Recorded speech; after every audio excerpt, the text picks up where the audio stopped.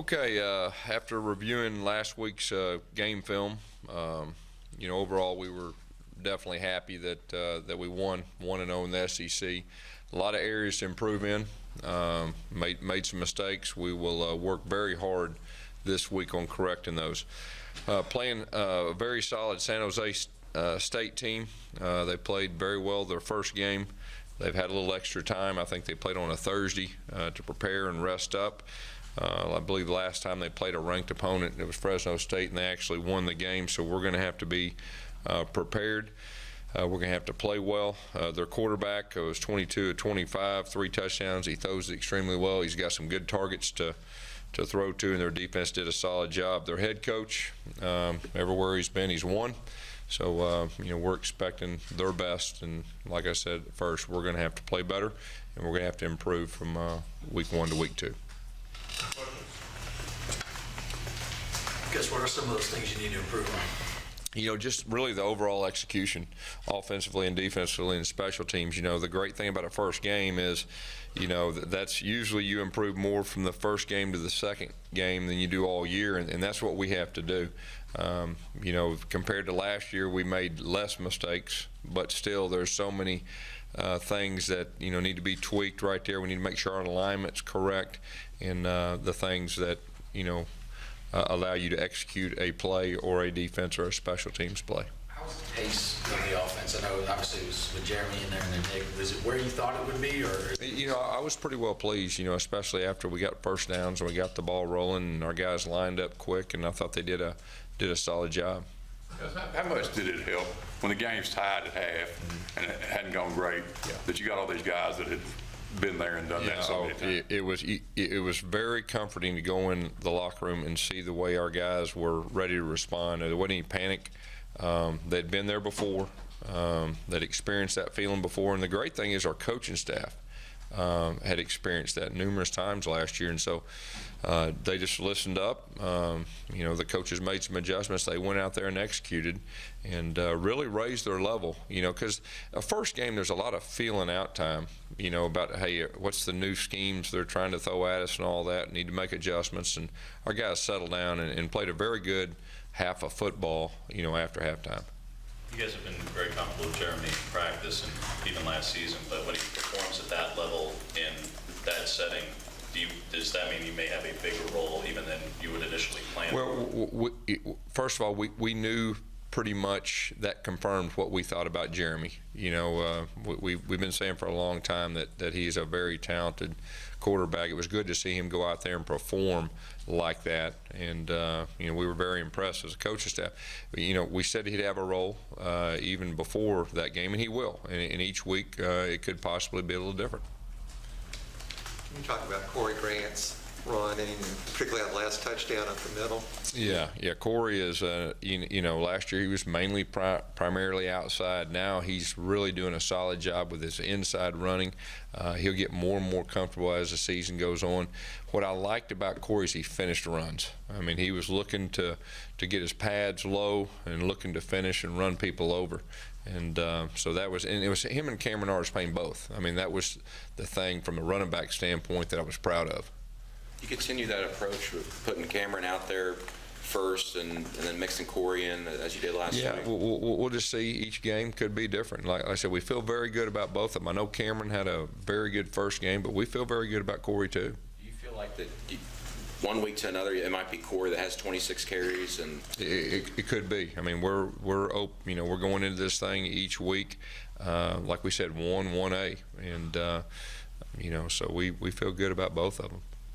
Gus, how much has Corey improved from a strength standpoint? Corey's always been a strong guy in the weight room. I mean, he's physically strong, and I think he is getting, anytime you run the ball downhill in spring and everything that goes with that, he's getting more comfortable and finishing runs. But he's a very strong young man, and he's getting his pads down low and not doing a lot of dancing in between the tackles and just hitting it, and so that's made a big difference. Would you talk about Melvin Ray and the impact he's had? Melvin Ray, I was real happy for him Saturday because He has been probably the most consistent receiver that we've had in fall camp, leading up to the game, just wanting to practice extremely hard, doing all the little things right in practice, and then he was rewarded with a very good game. He's a guy that he's a veteran guy. He understands defenses. He's a good blocker, and he made 2 big impact plays to help us win that game.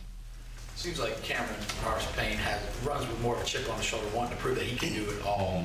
Do you see that? Do you see a little fire in him? Yeah, I think that's fair to say.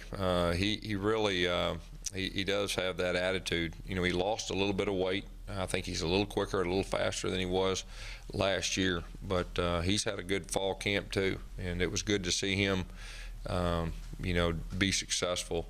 And I think that'll help him, you know, with his confidence, you know, moving forward. Let's talk about the pass rush. I mean, Ellis talked about that's kind of still one of the concern areas. Sure. What did you see out of that in the first game? Yeah, you know, we definitely need to get better at pass rush. And, you know, if you think back this time last year, it was real similar, and we got better each week. And so that's what we'll, you know, work really hard to do. I was going to ask you about the ball boy, running almost as fast as Bill Ray on that sideline. What did you think about that? Yeah, he's that was pretty impressive. I didn't know he could run that way. I mean, we do have our ball boys fly around during practice, spotting the ball and all that, but that's the first time I really got a chance to see him, you know, turn it loose. What's he trying to accomplish there? Make sure the ball's with the line of scrimmage immediately? Is that the basic goal there? Yeah, pretty much. Pretty much. Yes, Ellis talked about some breakdowns kind of in the secondary was part of the issues, tight ends and just miscommunication. That was obviously an issue last year, big games, passing games for opponents. You're going up against a really strong passing team now. What do you have to do to shore that up? Yeah, there's no doubt. We are going against a very good passing team. They were very good last year. Their new quarterback, he looks very good with a very strong arm. The receivers catch the ball, they attack the ball. So that is going to be a challenge this week. There's no doubt. You know, you know, we had a little trouble lining up early. You know, they had some new wrinkles. They were busting out of the huddle real quick, doing some things, and then our guys settled down in the second half. You know, once that we kind of figured out what their plan was and different things like that. How was the communication on the left side of the line Saturday? I thought the communication was good. Anytime, even if you got veteran guys, if you move, like Chad Slade moved from right to left or just the opposite, and then Avery, you move from right tackle to right guard right there. There's going to be some growing things that you have to go through with communication, and each game, as long as we stay healthy, I feel like we'll get better and better. You can do so much in practice, but in games you don't know what you're going to get, and so guys have to make adjustments. But I think overall for the first game, working beside new people, I felt pretty good overall, and the great thing is that they want to get better, and they have that attitude. So, you know, if they stay healthy, they'll have a chance to be a really good line.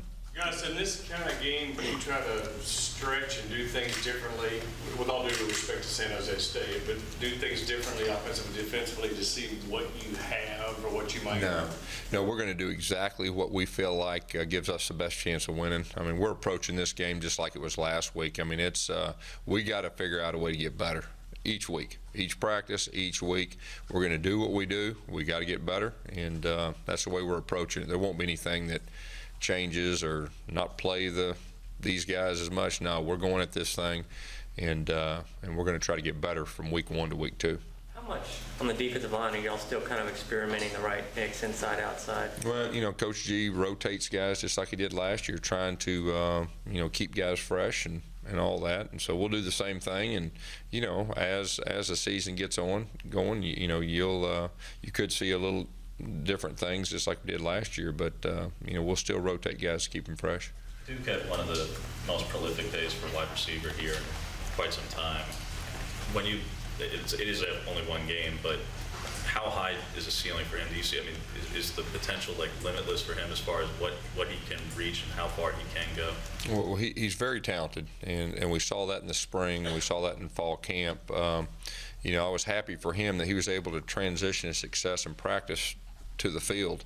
You know, it's like anything else, the more comfortable that he feels in our offense, that's the first time he's really got out there in a full-fledged game and everything that goes with that. So I really believe he'll get more comfortable as he goes. But he definitely had an outstanding game. Is Is there a guy he reminds you of, just that big body that's able to work in that inside role in your offense? Not. He's a little bit different probably than we've had in the past. You know, I've had speed guys or big guys and all that, but he's probably a little bit different. Talk about Quan Bray there in the Wildcat. We saw one snap. What led you to put him back there? Is it speed? Is it looseness? What do you like? You know, Quan played some quarterback in high school, and when he was a true freshman, when I was here before as a coordinator, you know, he worked a lot in the Wildcat, and I trust him with the ball. He can do a lot of different things, and you know, I think everybody saw in his punt returns. I mean, he really did a solid job with that. So he is he's a guy that we trust. He's a senior. He gives us a lot of versatility. What's the status of McEnroe Alexander for the rest of the season? What's that?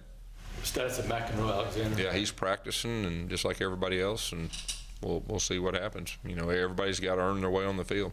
Gus, I know you mention every week that you kind of change the game plan depending on how the defense is playing you, but considering Nick only threw 6 passes, do you kind of feel like you're going to let him kind of air it out a little bit more? Just kind of see? Yeah, like I said all offseason, our goal is to be more balanced, and it just so happened that we were successful doing a few things. And so, you know, as a coach, you just keep doing. If something's working, you keep doing, just like Jeremy throwing the ball.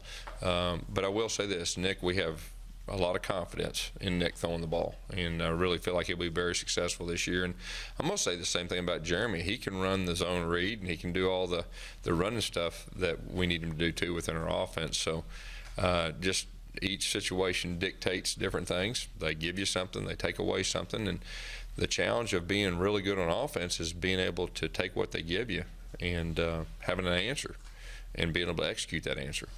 How much pressure does Nick being out there put on the defense? Because it seemed like things changed a lot just because they feared his running game, his running ability. Yeah, I think a couple things happened. You know, I think our line got stronger as the game went on. I think obviously when Nick's on the field, they were concerned about him probably on the edge and opened up some alleys for our run game. But you know, he did a solid job, and you know, even in the passing game, I think what we have a drop. I mean, he did a good job when he did throw it, and we have a lot of confidence in him. Yes, you had 2 3rd and shorts that just didn't go your way. Yeah, we didn't execute 3. It didn't go our way. I mean, I was going to say you had one missed block by CJ where we saw on the replay of the game, you were pretty upset. Was I? Yeah. Yeah, you know, that was two of the things, you know, offensively that kind of stuck with me after the game is the 3rd and shorts. Had a couple of breakdowns, but here's the thing about it, that they're both correctable.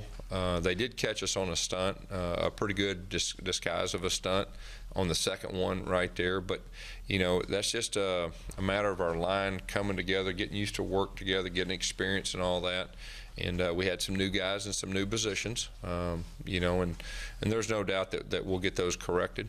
And but that was probably one of the sore spots, you know, from my standpoint, the 2 3rd and shorts. But we'll get it corrected. Robinson Threesy's knack for making those kind of flashy plays, is that something that a player just has? Yeah, you know, he's an impact player. There's no doubt. You know, last year he made a lot of big plays for us, and he made a couple big plays, not just the one he hit the quarterback, but he also caused a fumble. We didn't get it, but it was a very good angle he took and the way he finished the play. Gus, this staff has done a really good job of making halftime adjustments. Can you kind of take us inside the locker room? What's that like? Is it calm? Is it chaotic at times? Or you guys seem to do a good job of working through it? You know, the goal is to be very calm. We let our players, you know, use the restroom, get watered up, get checked out, whatever, and our coaches have about a 6-7 minute span that, you know, we talk through things, and offensive staff, defensive staff gets together, make our adjustments, go out there, and we have about a 6-minute window to get with our players and make the adjustments, and they go out there. You know, a lot of time, you know, our players deserve a lot of credit because coaches can have all the adjustments they want. The players have to go out there and execute the adjustments. So, you know, I was very proud of our players on both sides. Anything else? All right, good. Thank you.